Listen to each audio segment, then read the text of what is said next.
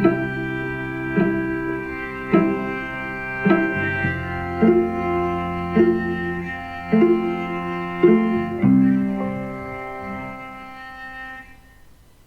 everyone, it's me Kirsten. Hi, how you doing? What's going on? This is the It's Giving Mystical podcast, and this is your podcast for the week ahead, the week of July 26th. And what a wild week it's been. What a wild week it's been. How did the Seven of Swords treat you? I really want to emphasize that the Seven of Swords is such a perfect example of why we want to take our time with tarot. Because you look at the Seven of Swords, you look it up in the book, or you Google it, and it's like deception, someone's tricking you, you can't trust the words that people say. If they're a little more sophisticated, they might say self-deception, and it's like, okay, nod my head, that's part of life. But break it down, like take your time. Sevens, mystery, swords, language. What does it mean to get mysterious with our language? What is interesting about the mystery of language? What is interesting about getting a little bit maybe fuzzy or confused or curious or nonlinear or dreamlike with language as a way to unlock its power? There's a practice in shamanism called word deconstruction, where you literally repeat the energetics of a word until it shifts form, until it unlocks. Because we assign words a type of concrete value that they actually don't really want to hold. We can have a word and it can live with a type of lock around it, an energetic binding around it. I've told you guys this before, but there's this teacher called Milagros Phillips. She does a lot of anti-racism work. And one of the first things she had me do in a workshop we were in was find out where racism lives in my body. One of the things she said, and I think it's a brilliant way to even begin these conversations, is whether you feel like America is racist or you feel like racism is something that matters to you, you are kidding yourself if you don't believe that racism lives in your body. That power dynamics and this country, which was built on slave labor, if you don't believe that racism lives in your body. It's the same thing with many, many words. I remember doing an exercise with someone and the energy was around helplessness. And they didn't like that word. That's not something they wanted to have. But there was such a resistance to it that the word took on a negative connotation. It like locked into their system. And so we sat and deconstructed that word helpless. And what it came down to was that they possibly, many things came out of that, but that they needed to help less. That they had been so conditioned and so in the habit of helping, of giving, of serving, and it was depleting them. And so it's not that they were helpless, it's that they needed to help less. But isn't it interesting that that word could take on such a different shape in the matter of a few moments? That's word deconstruction. That's the importance of semantics, the importance of understanding the energetic vibrational resonance of words. So when the Seven of Swords comes up, Seven of Words comes up, it's interesting what mysteries might reveal themselves, might become unlocked, might transmute around the energy of air, around the energy of our words, our thoughts, our language.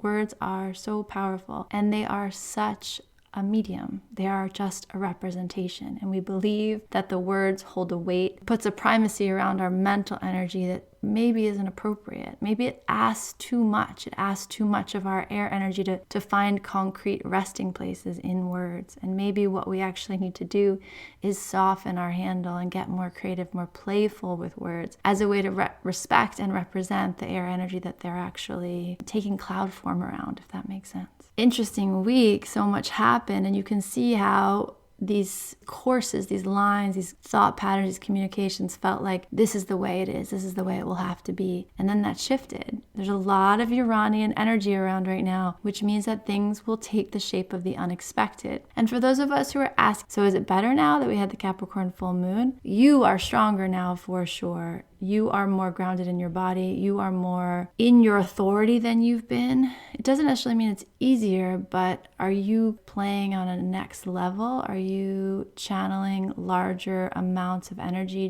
Has your capacity to be with truth and light and energy expanded? Yes. I know the astrology for the fall is kind of wild, and I've heard some astrologers say some kind of interesting things about what's going to happen coming through, especially in the United States, coming through the election season. I'm just going to run through with you quickly what the numerology looks like. So we know that we are in this month of the devil and the soul, and almost at the solar plexus and the chariot. We understand that there is this very interesting investigation around our authority and our power and how we've held that or how we've bound that and what we might want to do to release more power, more impact, in our movements and in our action in the world, more focus, more concentration, more sourcing into something greater than ourselves. And we're going to move into this next month, which is going to be strength and the tower. What wakes up for you when I tell you that in August we'll be dancing with the strength card and the tower card? And what does it awaken in you when I say in September we're going to be dancing with the hermit and the star? And what does it say to you in October when I tell you that we're going to be dancing with the wheel of fortune and the moon? And then what does it say to you when I tell you in November we're going to be dancing with justice and the sun?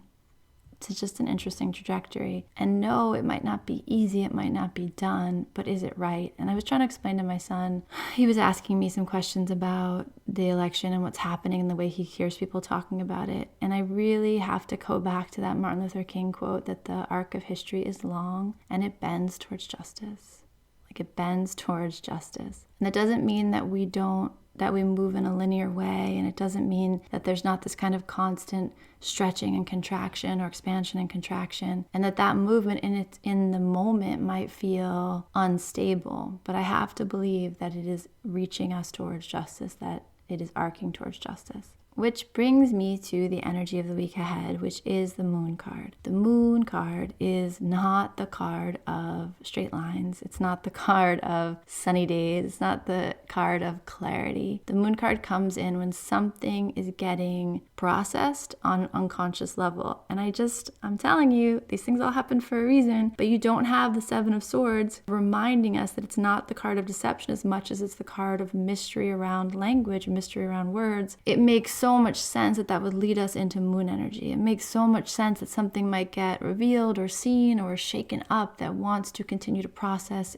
under the light of the moon, like process in the depths and dark spots. It might be working out shadow. My teacher, Stephen, said something about shadow contaminants. He said something really interesting about how we're learning to ground in a new way. And one of the things that's happening right now, you might be feeling a lot of nervous system activation and a lot of ungrounding. It's interesting. I'm actually having a hard time catching my breath while I record this, and I believe there's something here about that. Having a hard time catching our breath, having a hard time finding the ground. And what he says is that we're learning to ground in a new way, and that we are processing the shadow contaminants that taught us there was only one way to ground. So take that for what it is. It resonates deeply with me, but I wonder how it lands with you. And I just offer it during this week ahead where the moon is going to be with us, this concept of shadow contaminants. The shadow is part of the experience, of the lived experience. The contaminants are kind of the dust or the dryness or the things that we are done with, the things that have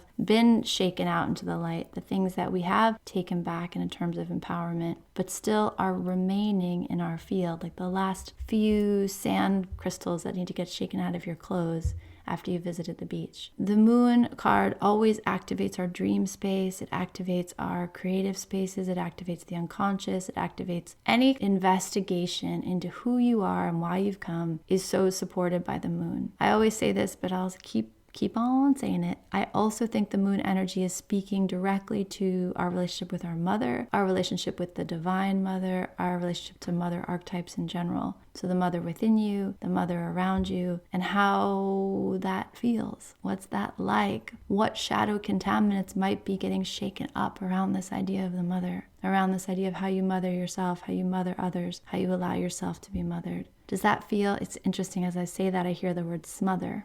And that's a beautiful example of Seven of Swords. It's a beautiful example of word deconstruction. Mother, mother, mother, and it moves into smother. And I'm having a hard time breathing while I record this podcast. What's coming up, man? What are we processing? What is activating as I share that with you? Something to think about, possibility around doing a word deconstruction around the word mother. If that's something you're not familiar with, you can DM me and I can help you work through that process. It's a beautiful, beautiful process, incredibly empowering.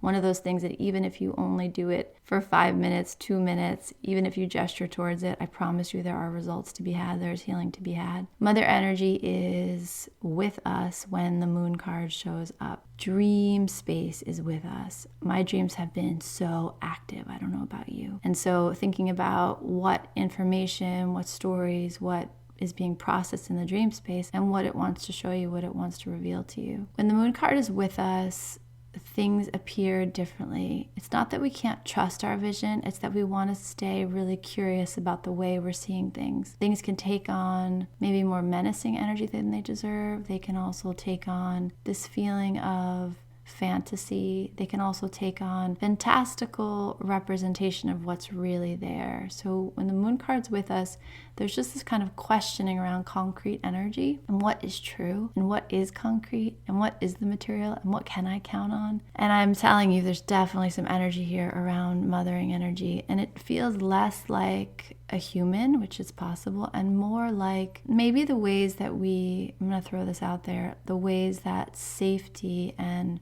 protection can actually stifle us. This idea of doing it in a way where it's that idea of the way that your mother's like, be careful, be careful, be careful. Yes, and where are you too careful? Where are you smothering your own exuberance, your own energetic desires because you worry about doing it in a way that's careful, or you worry about getting hurt? And I can mean that emotionally, physically, yada, yada, yada. But there's something here about this energy of exploration. One of the most beautiful things I ever read about the moon card was about the crayfish. In the classic deck, there's a crayfish. I think it was Rachel Pollack. And she said the crayfish is this representation of reaching a threshold. And when the moon card comes up, you are reaching a threshold. And the question is, will you take the great leap of faith? Like, will you leap forward into the unknown because it's where you're being called to, or are you not ready? And do you need to kind of crawl back into the water and just gather your strength about you? It's interesting that that's coming up here because there's just something about this energy of this week feeling like a gateway or a threshold, and this question for you, there's no right answer in it, but this question for you around, are you ready to leap? Are you ready to take the leap? And the moon card won't guarantee you what it looks like on the other side. The fool card, that's interesting. The moon card is this leap into the great unknown. The fool card makes that leap with pure protection. Like nothing can go wrong. It's all life. It's all living. The moon card comes with this sense of hesitation, or are you sure? Or are you ready? Or be careful. And the reason the mother and the smother is coming through is because there's something about maybe checking yourself on where safety or caution is running the show because it's real and in the moment and appropriate, or versus it's old messaging, it's an old idea, or it's just some shadow contaminant trying to keep you safe. That voice of be careful to a 3-year-old is not the same as you today, grown human being. You can do more risky things. Just kind of measuring, being aware of the caution and whether it's coming from a real sensitivity to the scenario you're in, or whether it's coming from some old programming around what you're allowed and what's okay. This life is brief and quick and beautiful. And while we want to protect ourselves, safety and security is paramount, especially in our energetic field, we also want to notice when we're holding ourselves back. It's kind of an interesting message to come through, but it feels very alive. I keep really seeing this threshold. Question this week will be, are you ready? Like, are you ready to take the great leap? Are you ready to jump even though you're not sure what's going to happen? Can you embrace that I don't know with exuberance, excitement, and hopefulness and faith versus kind of hesitating because it's not all worked out? It's never all worked out. Again, we're in this deep moment of Uranian change and transformation. Pluto and Uranus and Neptune all activating in these kind of unique ways to really shake us up and to really ask us to confront things that we haven't confronted, ask us to handle things that we never expected to handle, and what will be. There's so much beauty in that, and there's also an awareness of when we're keeping ourselves safe and when we're just in the habit of keeping ourselves safe. Great risk, great reward, that kind of vibe. Moon energy. There's a wolf and a dog on the moon card too. This very specific energetic between the part of us that's tamed and the part of us that's wild, and the tension between those things, and just having a real sensitivity, a real curiosity about who's leading the show and whether that's appropriate for this moment or whether that's a remnant of old ways of doing things. You're stand here today, not the same person you were yesterday, definitely not the same person you were in late June, definitely not the same person you were 6 months ago, definitely not the same person you were 18 months ago, definitely not the same person you were as a little toddler who needed to be told to be careful. So just notice what's calling you forward, where your hesitation lies, where your fears lie, and to become aware of the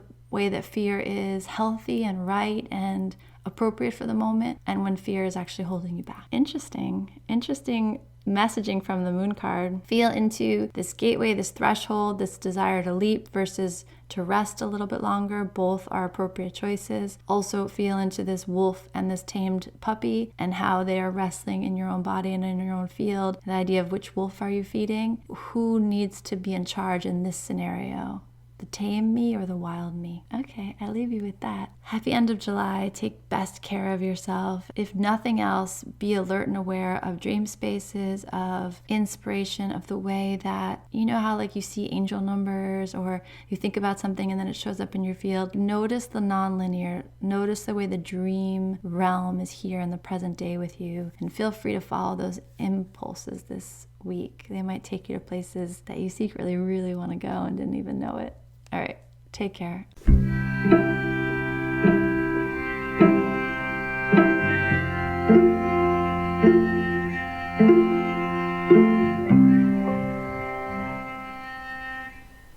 It's giving everything is sacred. It's giving art. It's giving light you up and turn you on and set you free. It's giving curiosity. It's giving freedom. It's giving love. It's giving you are more magical and powerful than you can comprehend. It's giving, I don't know what's happening, but I am so here for it. It's giving you are pure potential. It's giving mystical.